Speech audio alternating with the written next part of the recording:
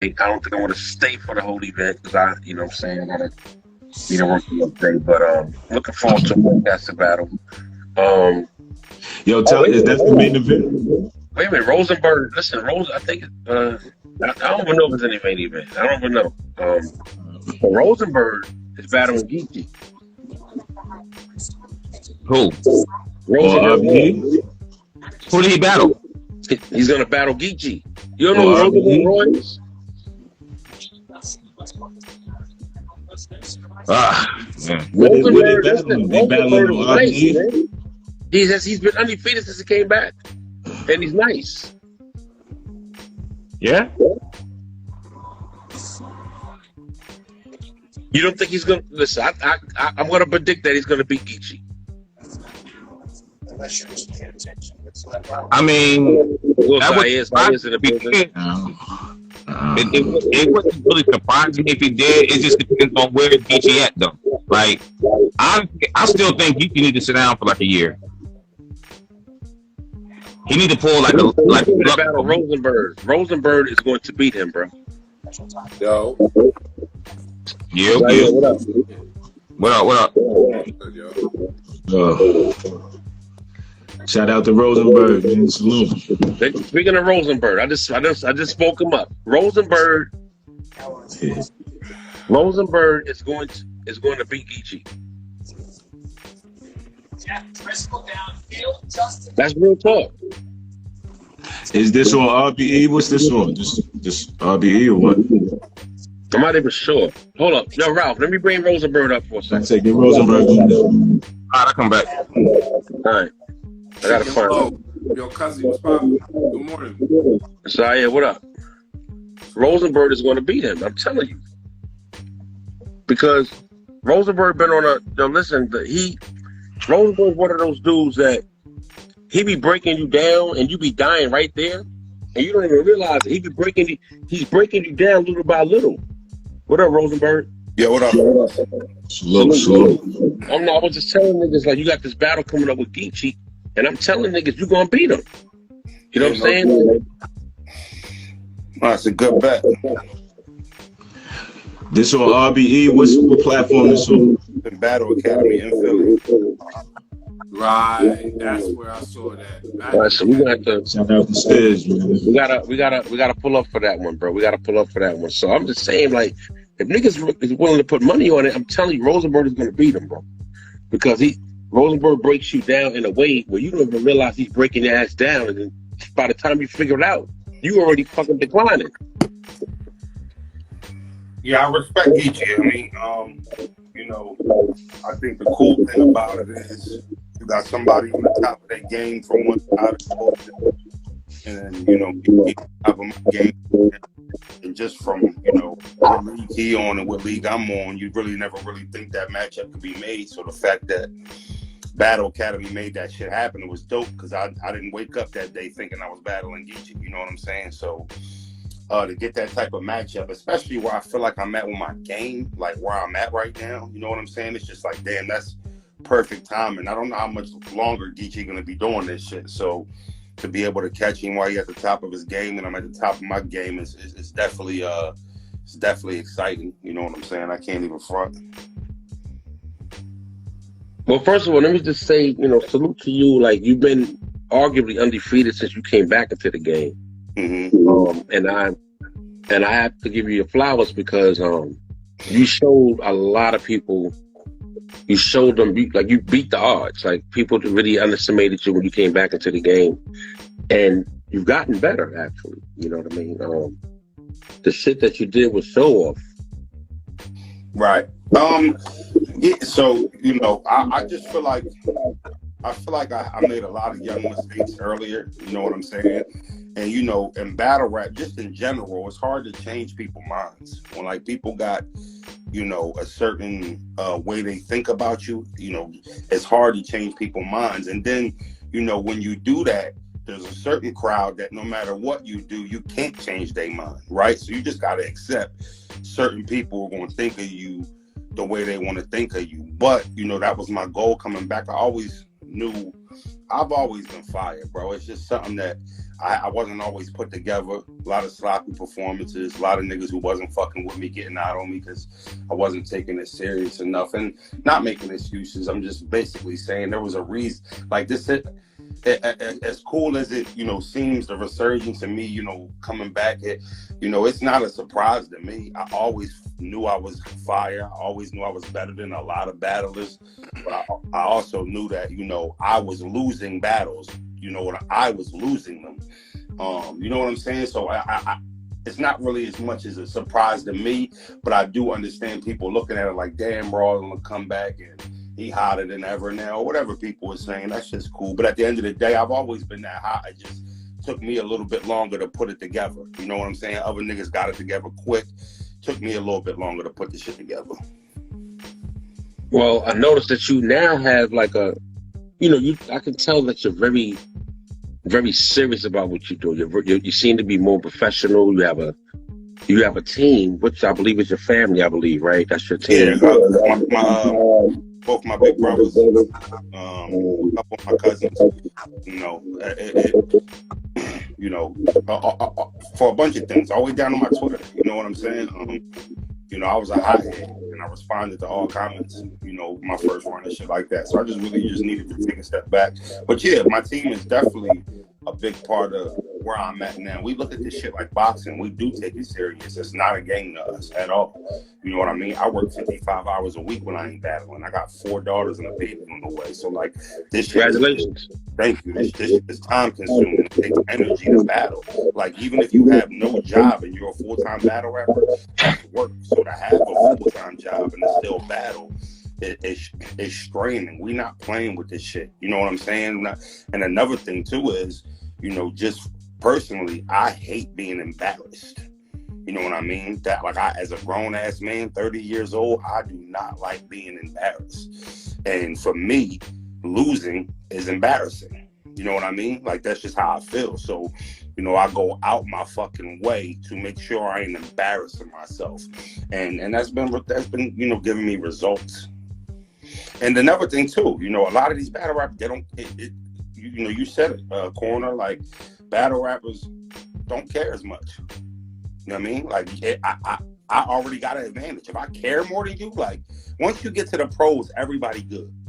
Like even the niggas people shit on. Once you get to the pros, everybody's good.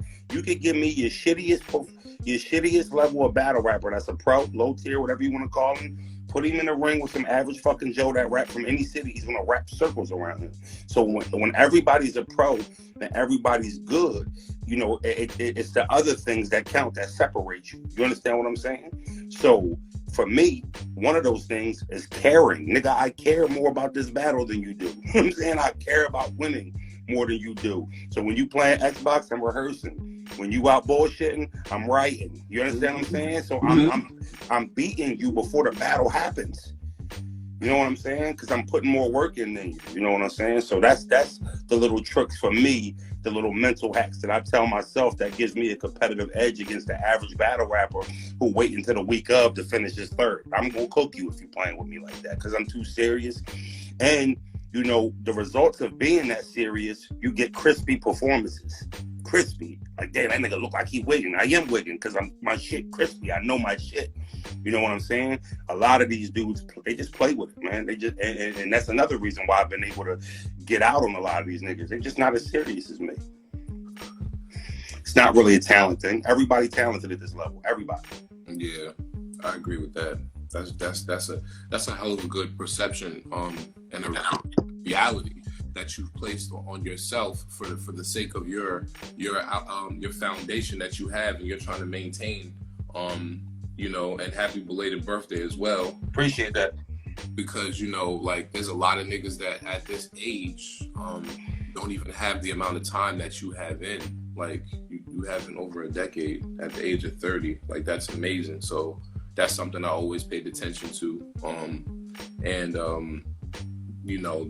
You won't, hearing you say that shit is so true. Because when I turn the cameras off, man, like even before I turn them shits on, you hear how motherfuckers talk, and I'll be like, yo, these niggas really be playing with this shit. Like, and I'm saying to myself, like, okay, now that I'm hearing this conversation. Now I have to see how you perform when you get on stage. And then I'm like, okay, your words match exactly what you said. You was bullshitting before you came here. But I like that. You know what I mean? Like yesterday, we standing there and you were so patient, so calm, so poised. You hit the stage and I'm like, yo, he's ready. Like, he's ready. Let me get every fucking body. Cause most people don't do that. Niggas are bullshit. You see how long niggas is taking to get to the stage just so they can do their battle. You talking about the Gates event? You pulled up? Yeah. That's funny. That's a prime example. Like Jack Boy went up there terrible. Terrible performance. Go ahead and say it. Yeah. Hold on, Jack Boy was terrible? Jack Boy didn't rap. Jack Boy didn't rap 16 bars. So check this out, right? So I got him. Jack Boy didn't rap 16 bars. He literally took 3 minutes to like redoing his intro. He kept redoing his intro. Then he would like laugh like he thought it was funny. And like it was terrible. And we actually walked out in the middle of it. Me and my whole crew, we walked right out. Because like that shit's all right. I was talking to Jack outside and I told him, I said, Jack, like, that shit was disgusting, bro. You know what I'm saying? He like, yo, I was telling Lou Castro, like, you giving these niggas too much. And like, nah, I don't think of it like that. Nah, I don't knock Jack. Jack picked up his bag. And if he wants to represent himself like that, then, so be it. But I also know shit like that is what got Jack Boy in a hole before that he had to climb out of.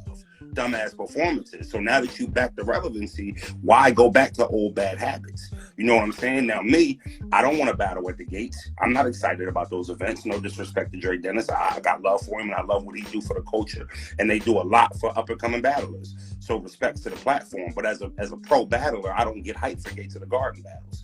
But at the same time, if I'm gonna take these niggas' money and I'm gonna get on a flyer, when I show up, the least I could do is give them Rosenberg.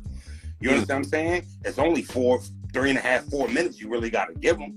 So it's like, when I see niggas, that's what I mean by just playing around. Like, you take shit for granted. Oh, I can go pick up this little 2,000 and not say nothing. Nah, I'm not letting this nobody get out on me.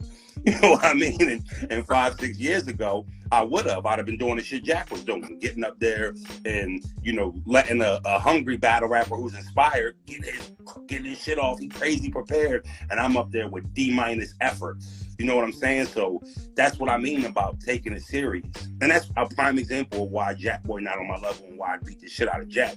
Because he can't decide like different, when it's time to play around and when it's time to not. And when you in the ring, there's no time to play. And when you think you're that good to be able to turn the switch on and turn it off, that's when you get clipped. That's when you get clipped. But that's a good example. I was moving like that because I was ready for that battle. You understand what I'm saying? So and I like that. I like that, man. I wasn't gonna mention Jack Boy, but I'm glad you did.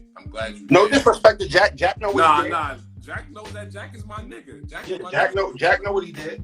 Jack know what he did because when I stepped off to the side, my shorty looked like, that's it? Like, he not gonna, the other dude is just gonna rap the rest of the round?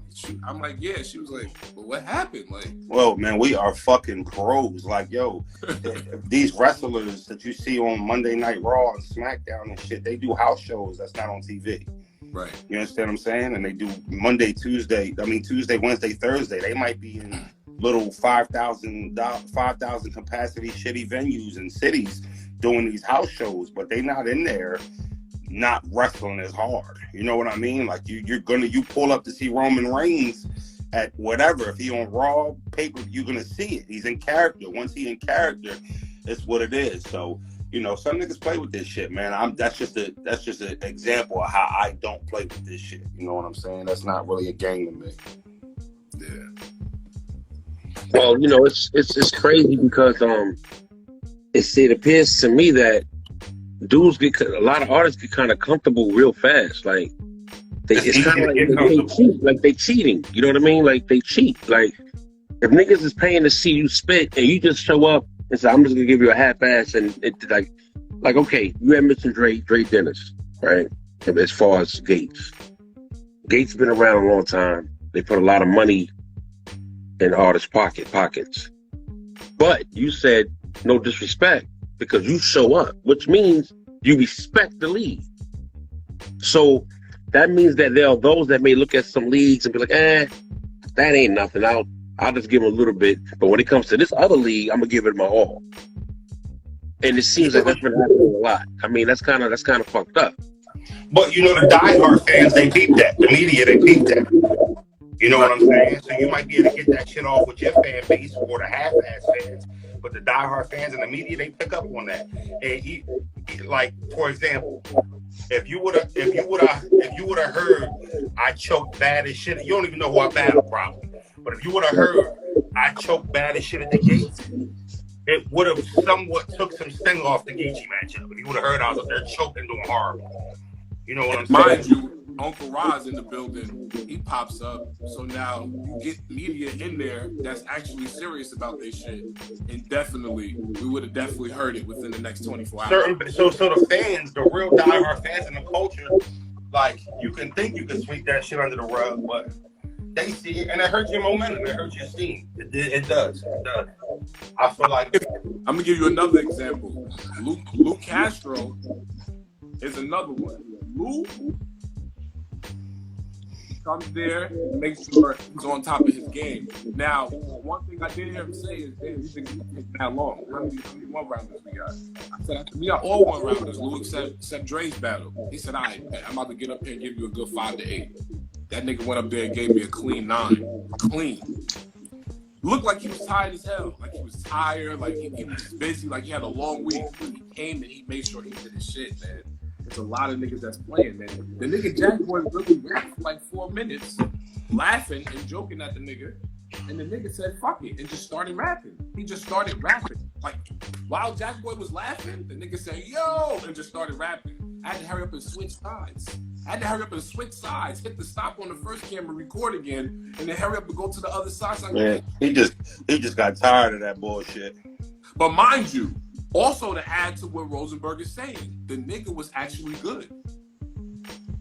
The nigga actually had something to say to him. And on the flip side, Saga battled somebody. Saga went last, but the dude he battled, I never watched any of his battles before. I didn't know this dude was battling for almost 10 years already. This dude was nice. And had Saga been the Saga that everybody expects him to be, the one that might slip up at a smaller league battle, that dude would have cooked Saga. That would have been another viral moment.